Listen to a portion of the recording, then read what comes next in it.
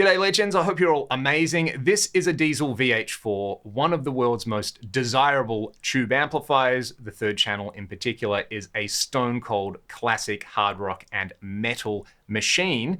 What I want to do in this video is show you how I go about creating what I call an amp match preset in the Axe-FX3. The idea being that I like using the real amp.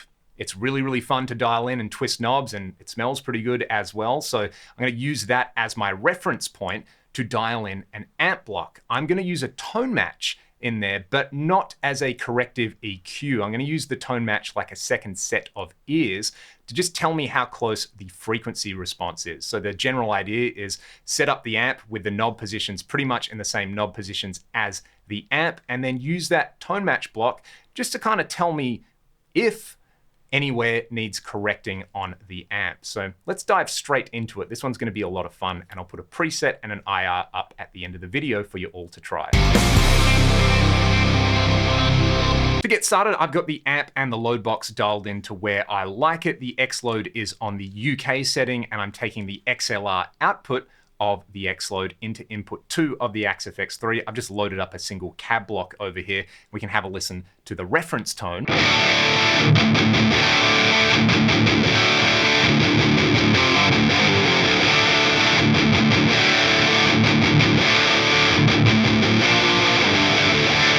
That is pretty glorious. Let's come over here and place a tone match block before the cab. I'm actually not going to be using the tone match block as a corrective IR.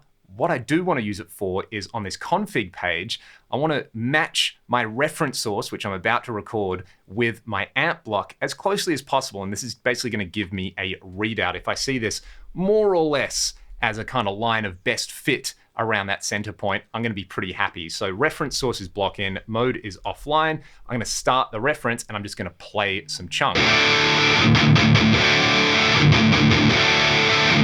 2 hours later. Next, I've dialed up the relevant amp model, Dizzy V4 Silver 3. I've set the knobs on the tone page exactly the same as they are on the amp. So this can be the first point of difference. If this particular amp has different pot tolerances to the real amp, it might be a little bit off. I'm totally open to changing that. But for now, let's just have a listen to what it sounds like at the moment.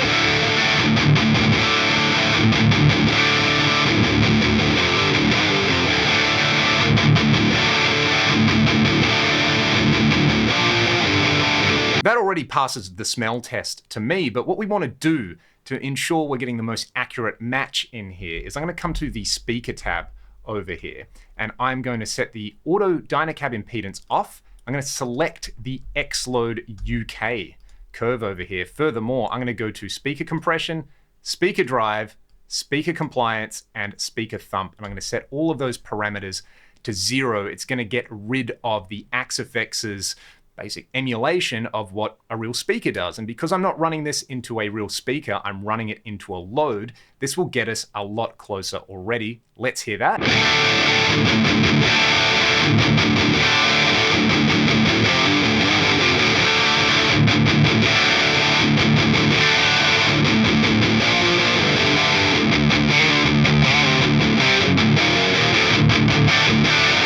What I'm going to do next is come over to the tone match, and I'm going to start the local match, and I'll just kind of chug on those low strings again.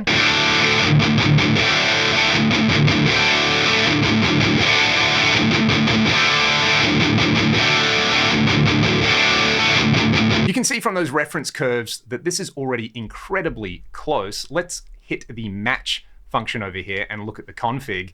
And that is already pretty flat on there. What I could do, if I really wanted to hone in on matching these, is I could pay attention to the overall volume between the two clips and making sure that I normalize them when I listen to them. And I can also play around with the master volume in the amp block. So the real amp has a channel volume, which at the moment I've got at around noon, and it's got a master volume, which I've got at around 9 o'clock. So that's sort of the part that you have to tune by ear, is the master volume on there is going to impact the tone. So the last part of this, if I wanted to get super close to the overall sound and the feel, is I would bring the master volume up, I would bring it down, and I would try and level match between those. Probably the best way to do that would be to copy this amp channel across to the other channels in this amp block, and then say have one with the master volume at 1, one with the master volume at 2, and have a listen to what sounds a bit closer.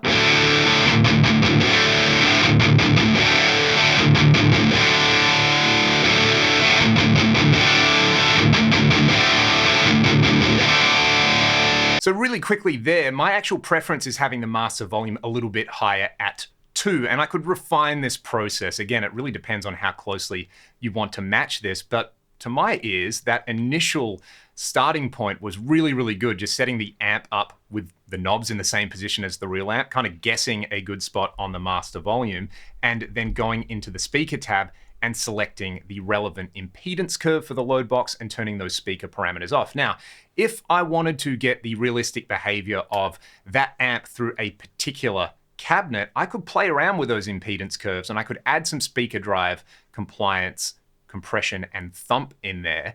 And it's going to sound less like an amp through a load box and more like an amp through a mic'd up speaker cabinet. Now, whether you want that or not comes down to personal preference. I don't think one is necessarily better than the other. In fact, I think some people might actually like the sound of the amp model anyway, with this UK load box impedance curve and all the speaker stuff turned down to 0. There's this kind of bounce and squish that we're getting out of the sound. But you can see the tone match block there, like that is nearly indecipherable on there. It's amazing that the model straight out of the box is so accurate. So anyway, I'm pretty confident that at these settings, at least, that this VH4 channel 3 is fairly accurate. I really like these settings, and I'll pop this little preset up on Exchange or up on my Patreon so that you can download the link. Maybe I'll do it as a bundle so you can get the free IR in there.